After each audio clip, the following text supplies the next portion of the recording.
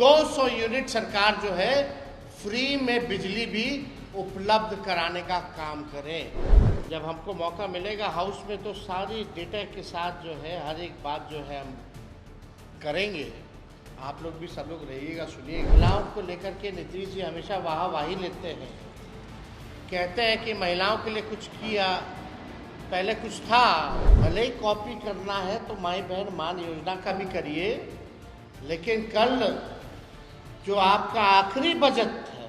नमस्कार, मेरा नाम आलोक है। आप लाइव स्ट्रीज देख रहे हैं। नेता प्रतिपक्ष तेजस्वी यादव ने कल बिहार में पेश होने वाले बजट से पहले सरकार से बड़ी मांग की है। देखिए, इस साल बिहार में विधानसभा चुनाव होने हैं और कल बिहार का बजट पेश होगा, लेकिन महिलाओं को उसमें सम्मान मिलना चाहिए, महिलाओं को उसमें तरजीह मिलनी चाहिए। उस बजट में महिलाओं को पैसा देना होगा सरकार को, ये बात की है तेजस्वी यादव ने, मांग रखी है। आर्थिक न्याय करना होगा, यानी कि सम्मान देना होगा। जैसे तेजस्वी यादव कह रहे हैं कि उनकी सरकार बनेगी तो माई बहन मान योजना लाएंगे, बिजली फ्री करेंगे 200 यूनिट। वैसे ही बिजली के दामों में कटौती हो या बिजली फ्री हो, महिलाओं को पैसा मिले, ये मांग तेजस्वी यादव कर रहे हैं। और सरकार पर तो निशाना साध ही रहे हैं, क्योंकि जब कास्ट सर्वे हुआ था तो 94 लाख परिवार गरीब हैं, ये बात उस रिपोर्ट में छनक आई थी। तो ऐसे में उन परिवारों के लिए क्या होगा? तेजस्वी यादव ने बड़ी बड़ी बातें कही हैं, सरकार से बड़ी मांग कर रहे हैं और कटाक्ष भी कर रहे हैं। आप सुनिए। और जब बिहार का बजट पेश होगा तो हमको लगता है कि जिस प्रकार का राज्यपाल जी का अभिभाषण रहा, किसी को समझ में नहीं आया आखिर ये कौन सी सरकार का भाषण पढ़ रहे थे। 2005 वाला, 15 वाला कि 17, 18, 19, 20 वाला या 24, 22 वाला, सब जो है कंफ्यूज थे कि आखिर ये कोई 3-4 राज्यपाल हम लोगों ने देख लिया, 5 राज्यपाल देख लिया इन दिनों। पांचों राज्यपाल ने एक ही रटा रटाया भाषण जो है बोलने का काम किया।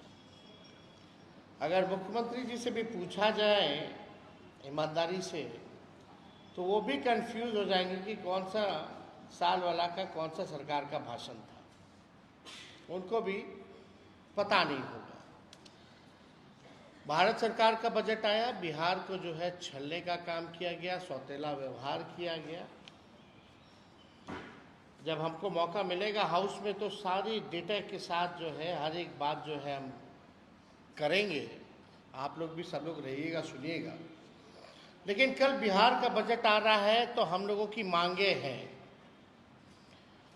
और हम लोग चाहते हैं कि ये बजट में सरकार जो है इन चीज़ों को इंक्लूड करे।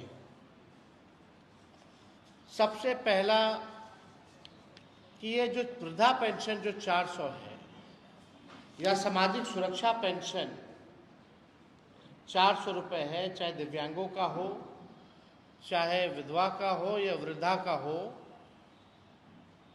हमको लगता है कि देश भर में सबसे कम पेंशन जो है बिहार में ही मिलता है।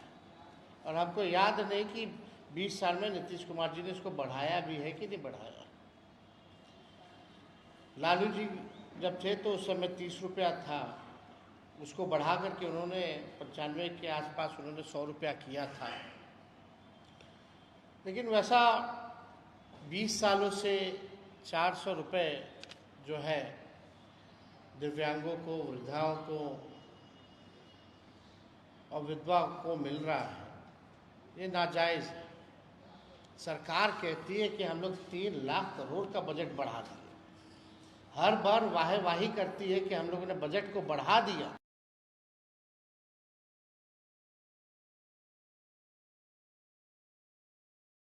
का पेंशन क्यों नहीं बढ़ाया गया?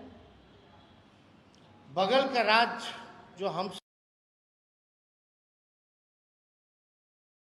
रहा है और बिहार में केवल जो है 400 पेंशन हो, दिव्यांगों का पेंशन हो या विधवा पेंशन, इसको 400 से बढ़ा करके जो है 1500 रुपये किया जाए। और हमारी दूसरी सबसे बड़ी मांग है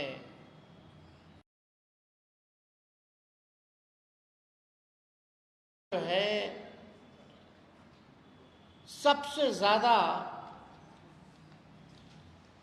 बढ़ा हुआ है अब तक के मुकाबले में अगर कोई बीमार पड़ जाए तो इलाज कराना, दवा कराना, घर का बजट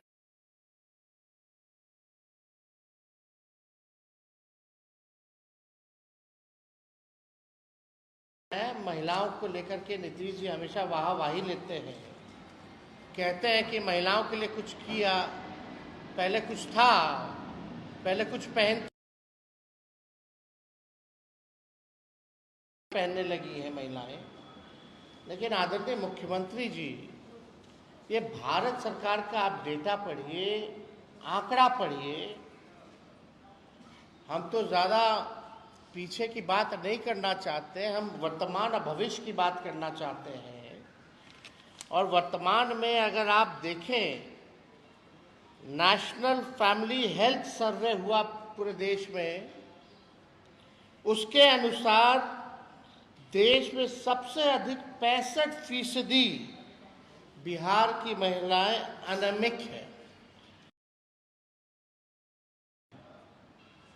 अब हमारी माताएं बहनें लगभग बिहार में 65% जो हमारी माताएं बहनें हैं, उनको खून की कमी है। और आप देखिएगा कि महंगाई से परेशान है।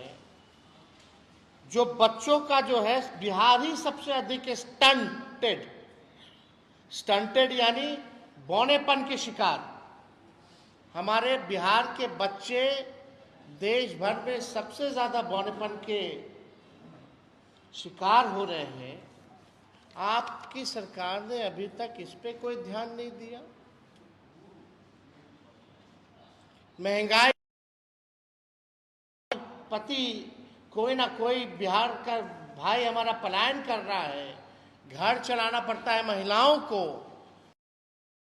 खरीद नहीं सकती, खा नहीं सकती, सारा घर का भार महिलाओं।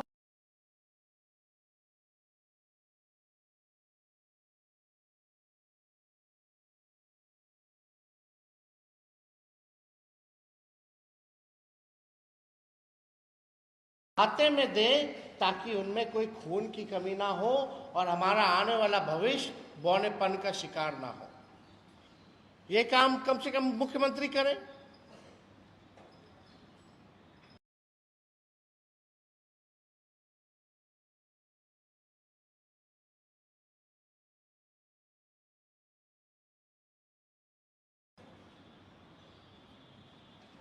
भले ही कॉपी करना है तो माई बहन मान योजना का भी करिए, लेकिन कल जो आपका आखिरी बजट है, हम कैसे महिला महंगाई के जमाने में आप 2500 रुपए उनके खाते में आप लोग डलवाने का काम करें। और हमारी कोशिश रहेगी कि आपसे हम डलवा करके रहें, मन हो या ना हो। तो हमारी तो कोशिश रहेगी कि ये काम जो है महिलाओं के खाते में जल्द से जल्द पैसे आए। इसके लिए हम लोग जो है पुरजोर कोशिश ही नहीं बल्कि काम भी करेगी, कुछ ना कुछ डालें। दूसरी बात हम ये कहना चाहते हैं कि गैस सिलेंडर जो खाली है, लोगों का चूल्हा नहीं जल रहा है इस महंगाई के चक्कर में, तो गैस सिलेंडर का भी कम से कम 500 रुपये करें। और 5 लाख नियुक्ति पत्र हम लोगों ने बांटा था, 3 लाख नौकरी प्रक्रिया अधीन करा के आए थे, उसके बाद से स्थिर पड़ गया है। तो हम चाहेंगे कि जो हमारी सरकार ने जो प्रण लिया था 10 लाख नौकरी देने का, 5 लाख नियुक्ति पत्र हम लोगों ने बांटा था, कई पद कर लाखों में सृजन हम लोगों ने किया था, कम से कम उसका भी नियुक्ति पत्र वितरण जल्द से जल्द मुख्यमंत्री महोदय कर दे। ये हम लोगों का जो है मांगे हैं। और सबसे महत्वपूर्ण बात, जब हम लोगों ने बिहार में जाति आधारित गणना कराई थी तो उसमें 94 लाख ऐसे परिवार जो पाए गए जिसका आय 6000 से कम यानी गरीबी रेखा के नीचे थे।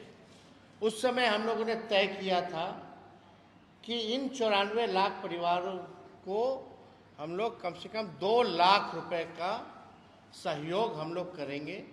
लेकिन ये योजना जब से हम लोगों की सरकार गई है तब से ये काम नहीं हो पा रहा है। तो हम लोग चाहेंगे कि जो 94 लाख जो परिवार है उसको हम लोग आर्थिक न्याय दें, और सरकार से भी मांग करेंगे कि इस बजट में 2 लाख रुपए का सहयोग जो है उन परिवार के लोगों को करें। इसमें ये भी था कि भाई जो भूमिहीन है उनके लिए भी अलग से 1 लाख, उसको 1,20,000 रुपए जो है दिया जाए। ये अभी भी जमीनी स्तर पे चाहिए। हम लोग पूरा बिहार घूम के आए हैं, संवाद किए हैं, कोनो हम लोगों को अधिकारी घेर करके नहीं रखा था। जिस प्रकार से माननीय मुख्यमंत्री जी जाते हैं, यात्रा पे गए ना गए बात बराबर है, लग रहा था पटना अन्य मार्ग में बैठे। कर्फ्यू लगा रहता है, घेराबंदी रहती है, रहती नहीं है। तो जो भी भूमिहीन है बिहारों में उनके लिए ये क्या ला रहे हैं, ये जाति आधारित गणना का मतलब यही है। फायदा तभी होगा जब इस डेटा का हम लोग इस्तेमाल करेंगे। ये सरकार इस्तेमाल ही नहीं कर रही है क्योंकि बीजेपी आ गई। हम लोगों ने तो आरक्षण बढ़ा दिया था। लाखों में नौकरियों का नुकसान पिछड़ों को, अति पिछड़ों को, दलित समाज को, आदिवासी समाज को हो रहा है। जो 65% लोगों ने आरक्षण, ये साफ पता चल रहा है कि भाजपा जो है आरक्षण खोर और आरक्षण चोर पार्टी है। ये स्पष्ट है। इसी का संदेह हम लोगों का था। 9-10 महीना हो गया और इन लोगों ने आरक्षण को शेड्यूल 9 में नहीं डाला। तो हम सब लोगों का ये मांग है कि जो बजट जो बना है कम से कम उस डेटा का इस्तेमाल, डिटेल है, कौन लोग भूमिहीन है, कौन लोग कितने पढ़े लिखे हैं, कितनों के पास रोजगार है, कितने के पास पक्का मकान है, कौन कचरा धोता है, कौन ठेला धोता है, कौन मजदूरी करता है, सारा डिटेल है। इस डिटेल के हिसाब से, जाति आधारित गणना के हिसाब से बजट जो है वो होना चाहिए। और आरक्षण के मामले में हम लोग साफ पहले ही कर चुके हैं कि इसको अगर आप लोग 75% भी लाइएगा, हम लोगों का जो 65% किया हुआ है उसका भी हम लोग साथ दे करके पास करेंगे और शेड्यूल 9 में केंद्र सरकार डाल दे अविलंब। तो हम सब लोग यही चाहते हैं, जो हमारी मांगे हैं। उम्मीद करते हैं कि इसमें जो कल बजट जो होगा कम से कम महिलाओं के खाते में पैसे देने की बात होनी चाहिए।